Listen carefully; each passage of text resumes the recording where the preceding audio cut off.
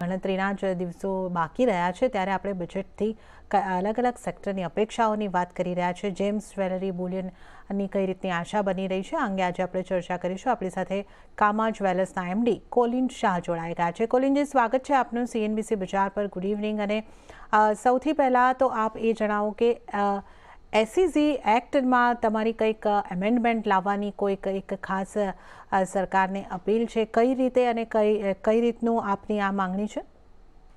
SEZ એક્ટમાં અમારે એક તો ઘણા વર્ષોથી રિફોર્મ નથી થયું. એટલે એક બાબા કલ્યાણી કમિટી બેઠી હતી ને એ લોકોએ ઘણા બધા આખું એક લિસ્ટ બનાવ્યું હતું કે શું બધું કરવાની જરૂર છે SEZ ને પાછા એક જે જૂની એક એ લોકોની શાન હતી પાછા લાવવા માટે.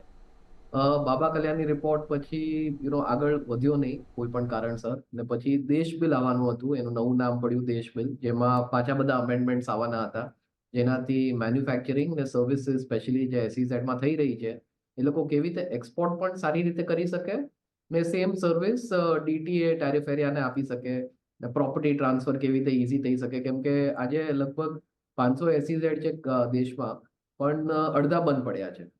એટલે હવે ફાઇનલી આ સરકારની પણ ટર્મ એન્ડ થઈ રહી છે અને દેશ બિલ પાછું SEZ એક્ટનું અમેન્ડમેન્ટ પણ અમારે વિન્ટર પાર્લામેન્ટ સેશનમાં નહીં થઈ શક્યું. એટલે અમારી ઘણી ઉમ્મીદ છે કે બજેટમાં એટલીસ્ટ જે અમને થોડા અમેન્ડમેન્ટ જે SEZ એક્ટમાં જોઈએ છે, જો એ આવી શકતા હોય તો બધી જ ઇન્ડસ્ટ્રી માટે, specially IT, pharma, gems and jewellery ને બીજી ઘણા બધા સેક્ટર, એન્જિનિયરિંગ ગુડ્સ છે, આજે ઇલેક્ટ્રોનિક હાર્ડવેર પાર્ટ છે, તે લોકો બધા માટે સારું રહેશે જો અમે બે જ એક સિમ્પલ વસ્તુ જોઈએ છે કે અમે રૂપીમાં સર્વિસ DTA એરિયાને આપી શકે. અને જ્યારે એ સર્વિસ આપીએ ત્યારે જેટલા પણ લોકલ ટેક્સીસ ભરવાના છે એ અમે ભરી દઈએ. એટલે ડ્યુટી હોય તો ડ્યુટી ભરી નાખશું, GST હશે તો GST ભરી નાખશું. ને એનાથી અમારે જે બધાએ મેન્યુફેક્ચરિંગ યુનિટ મોટી નાખેલી છે SEZના અંદર, એનું વધારે સારી રીતે કેપેસિટી યુટિલાઇઝેશન થઈ શકે.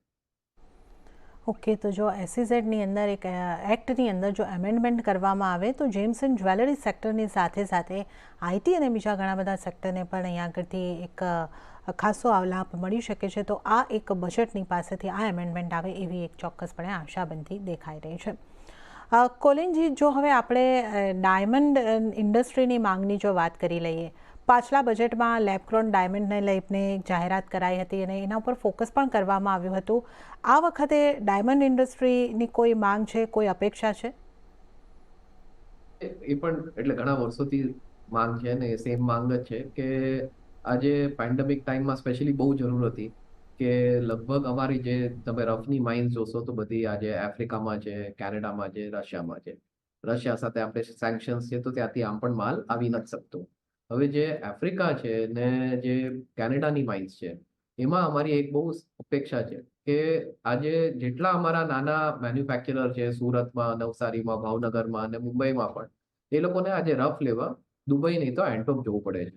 કેમ કે ત્યાં ઓપ્શનો થતા હોય છે, બધા માઇનરોની ત્યાં રફ આવે છે ને પછી ત્યાંથી આપણા દેશમાં ઇમ્પોર્ટ કરવી પડે છે. હવે અમે સ્પેશિયલ નોટિફાઈડ ઝોન્સ મુંબઈ અને સુરત બંને જગ્યાએ લગભગ 4, 5, 7 વર્ષથી ખુલી ચૂક્યા છે. અને એ સ્પેશિયલ નોટિફાઈડ ઝોન એટલે જ બન્યા હતા કે આજે જેટલા માઇનર છે એ લોકોની રફ એ લોકો આપણા દેશમાં લાવી શકે ને અહીંયા જ વેચી શકે. ને આમ પણ રફ પર ડ્યુટી નથી, ઘણા વર્ષોથી આજે રફ ઇમ્પોર્ટ પર ડ્યુટી નથી. એટલે અપેક્ષા એમ હતી કે આ ઝોન્સમાં જ રફ આવીને એ લોકો ડિરેક્ટલી અહીંયા વેચી શકે. તો આજે શું થઈ રહ્યું છે કે એ લોકો રફ SNZ લાવે છે, પછી એ રફ પાછી જાય છે દુબઈ નહીં તો એન્ટોપ, ને પછી ત્યાંથી અમારો ઇમ્પોર્ટર ઇમ્પોર્ટ કરે છે. ને અમારે જે MSME છે એને ટ્રાવેલ પણ કરવું પડે છે, આફ્રિકા જવું પડે છે, દુબઈ જવું પડે છે, એન્ટોપ જવું પડે છે આ રફ જોઈને લેવા માટે.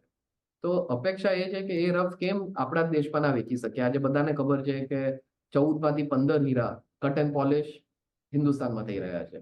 હવે આપણા જ દેશમાં કટ એન્ડ પોલિશ થતા હોય અને રફ ડાયમંડ પર આમ પણ ડ્યુટી નથી, તો આજે આપણા SNZમાં માઇનર કેમ રફ ના લાવીને ડિરેક્ટલી વેચી શકે ને એના પર એને એક સેફ હાર્બર રેટ જેવી રીતે એક ટર્નઓવર ટેક્સ છે એ લઈ લઈએ તો આપણને ગવર્મેન્ટને એક ઇન્કમ પણ થશે. તો અમારી માંગણી આ ઘણા વર્ષોથી રહેલી છે અને અમે એમ આશા રાખીએ છીએ ઇન્ડસ્ટ્રી કે આ વર્ષે એ થઈ શકે. તો ઓકે, તો રફ ડાયમંડને SEZ સ્પેશિયલ ઇકોનોમી ઝોનની અંદર વેચવાની પરવાનગી મળે, આ એક લાંબા સમયની માંગ અહીંયા આગળથી બનતી દેખાઈ રહી છે. અને સાથે જ કોલિનજી, જો આપણે સોના ચાંદી ના જે સેક્ટર છે એને લઈને કોઈક માંગ અહીંયા આગળથી બની રહી છે? સોના ચાંદીની માંગ એક જ રહી છે ઘણા વર્ષોથી, ને અમારે દર વર્ષે ચર્ચા થાય છે દિલ્હીમાં કે આપણે જે આજે ડ્યુટી છે ને ડ્યુટી પ્લસ GST નો જે ફરક છે આજે ઇન્ટરનેશનલ રેટ ને આપણે આ દેશમાં રેટમાં, એના લીધે બહુ જ સ્મગલિંગ થઈ રહ્યું છે.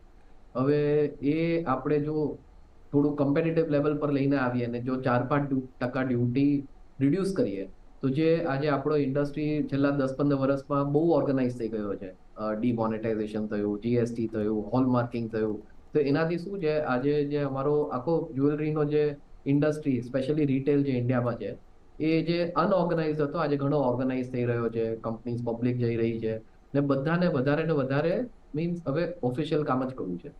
હવે આ સોનાનો આટલો મોટો જે ફરક રહે છે ડ્યુટી પ્લસ GST નો, એના લીધે આજે પણ આપણા જેટલા પણ તમે એરપોર્ટ છે, તો દરરોજ કંઈ ને કંઈ કસ્ટમ્સ ડિપાર્ટમેન્ટનું કંઈ ગોલ્ડ પકડાતું હશે. હવે ડ્યુટી જો ઘટાડે તો આ સ્મગલિંગ આપણે બંધ કે ઓછું થઈ જશે. તો અમારી એ જ માંગ છે, ને આમાંથી દેશને પણ ફાયદો છે, ઓર્ગેનાઇઝ સેક્ટરને એટલી કોમ્પિટિશન, ખોટી કોમ્પિટિશન ઓછી રહેશે. સો જો આ થઈ શકતું હોય તો એ બહુ સારી વાત છે, કેમ કે આપણો જે કન્ઝ્યુમર છે એને જો એક સોનાની એક ચાહ છે, ને સ્પેશિયલી તમે આ વર્ષ જોશો તો લાસ્ટ યર પણ ગોલ્ડનો રેટ સારો એવો વધ્યો હતો, ને આ વર્ષે પણ વધશે, કેમ કે ગ્લોબલ અનસર્ટનિટી છે, Russia Ukraine war, Israel Hamas, બધું ઇન્ફ્લેશન, ચાઇના એટલું સારી નથી ઇકોનોમી, એટલે સોનું આ વર્ષે પણ વધવાનું જ છે. ને આપણો કન્ઝ્યુમરના હર એક જણના સેવિંગના પોર્ટફોલિયોમાં આજે 10-15% ગોલ્ડ તો છે જ આપણા દેશમાં. જી. તો જો ડ્યુટી ઓછી થઈ શકે તો ઓર્ગેનાઇઝ ટ્રેડ વધારે સારી રીતે બિઝનેસ કરી શકશે, ને એના કન્ઝ્યુમરને પણ ફાયદો મળશે કે ગોલ્ડનો જે રિયલ રેટ છે એ જ મળશે.